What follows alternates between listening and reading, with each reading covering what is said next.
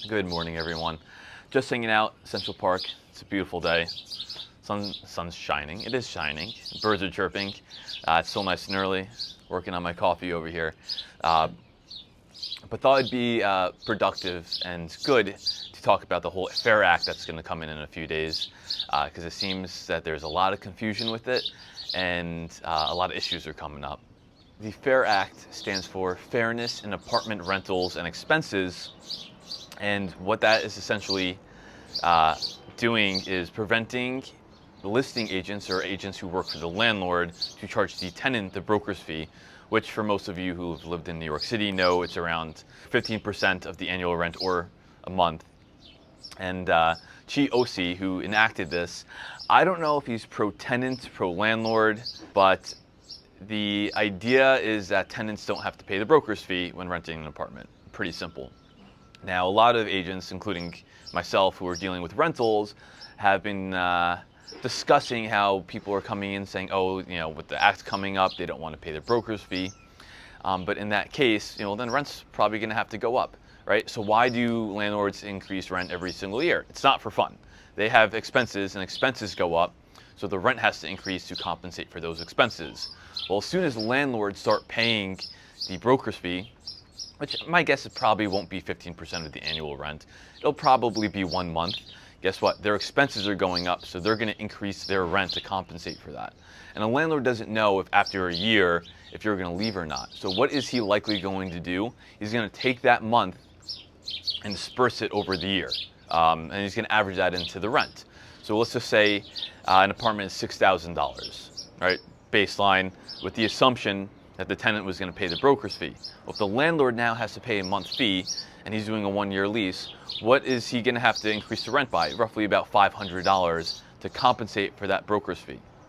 So first and foremost, tenants are still paying the broker's fee. They're just not paying it directly to the broker. It's kind of getting, shifted through the landlord and then to the broker. But here's the thing, right? For year 1 or year 2, everyone's breaking even, right? Can you imagine after year 1, the landlord lowering the rent? No, the rent's going to stay the same. So you essentially paid your broker's fee for year 1, right? Because the landlord paid his fee, increased the expense. Now, guess what? Year 2, you're essentially paying it again, right? Because the landlord's not going to lower the rent. Maybe if you were to compare it to a 15% broker's fee, yeah, then you're breaking even over 2 years. But the longer you live in that apartment, the more you're actually paying in the long run. Versus if you just paid that 1 month or 15% up front, and the rent was $6,000, 2 years down the road, you're kind of breaking even there. But that baseline of rent was actually lower, so you're not paying that $6,500 through each year. And on top of that, landlords are going to increase the rent by a certain percentage. Now, typically, I found is between 5 and 10%, 10% being on the high end. I don't think it's going to be that. I think it'll be closer to maybe 1, 2%, up to 6%. But in the long run, landlords are making out here. Tenants are going to be paying a lot more money. The overall living expenses in New York City is going to skyrocket. Even if landlords don't necessarily divide that 1 month over the year, and maybe they do like half a month, in hopes that you stay a little bit longer, and it makes it affordable for everyone. If you're still there for 3, 4, 5 years, more money's coming out of your pocket in the long run. So Chi Osi, I don't know exactly I don't know who he's trying to help out here. From a tenant's perspective, your upfront costs are going to be a lot cheaper. But again, in the long run, you're paying a lot more, and who are you paying it to? You're paying it towards the landlord. So maybe 3, 4 years down the road, the landlords are going to be making bank on this FAIR Act that's coming into play. So again, I don't know if Chi Osi was trying to help tenants or he's really trying to help the landlords out. Brokers are certainly taking a little bit of a hit there. We don't know how many landlords are going to want to try and do the rentals on their own or try to negotiate a little bit. So we'll see what happens there. Everything's really just a prediction. But definitely worth chatting about. One thing I did with my rentals is not people, but prospective tenants who were coming in, and they brought up, the FAIR Act's coming in, Now, a week or two, I don't want to pay the broker's fee. What I said is, okay, if you don't want to pay the broker's fee, I had this conversation with the landlords beforehand, where I said, hey, the landlord will pay the broker's fee, but this is what the rent's going to be.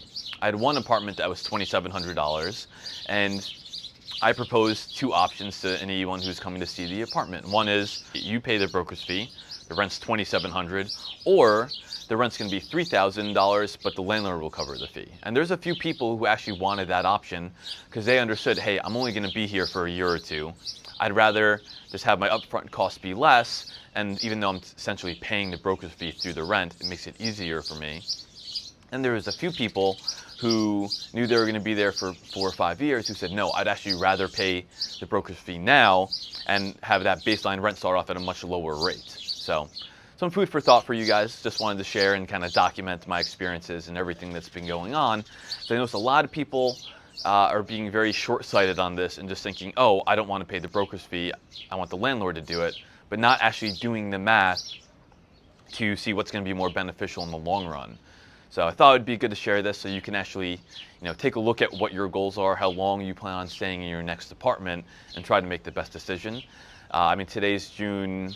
I don't even know what today is. I've been running around a lot, working a lot. I think it's June. Let me just look at my nice fancy iWatch. It's June 7th. Here we go. So we have a little less than a week before this comes into play. But if you plan on staying in your apartment for a lot longer, I'd try to jump on this and get a lower rent as soon as possible. So I will see you guys next time, and I hope you enjoyed the video.